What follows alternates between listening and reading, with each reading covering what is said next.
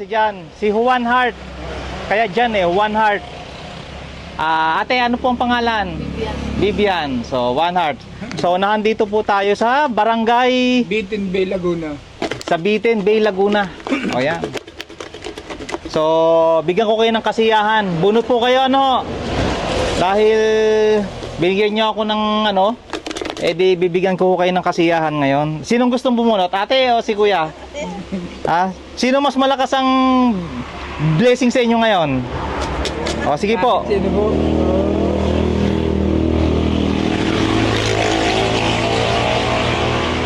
Ay, wala. Naman. Oy.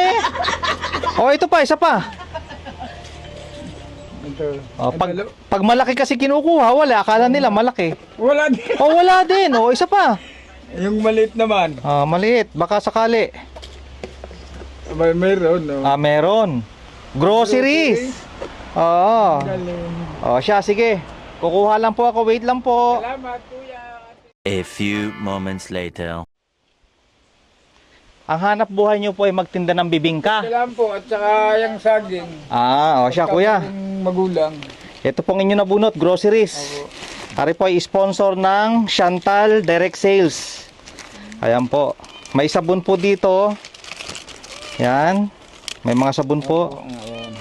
Yan. Tapos mga toothpaste. Hawakan nyo po ito. May mga vitamins po dyan. Tapos kape na pampatibay ng relasyon. O yan. Commando Coffee. Sponsor ng Crown Dynamic naman po. Ito yung mga grocery. May kape. May noodles. May canned goods. Sardinas. O kung ano-ano pa. Salamat sa inyo, kuya. Ayan. Mag-asawa, ingat kayo. God bless sa inyo. Opo. May bibigay pa ako sa inyo.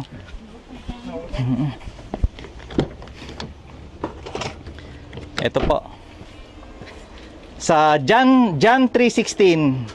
Mahal po tayo ng Diyos. Lagi niyo pong babasahin to, kuya, Bible. Ayan. Babasahin niyo po lagi. Ate, okay ka, picture ka. Salamat sa inyo pagdating.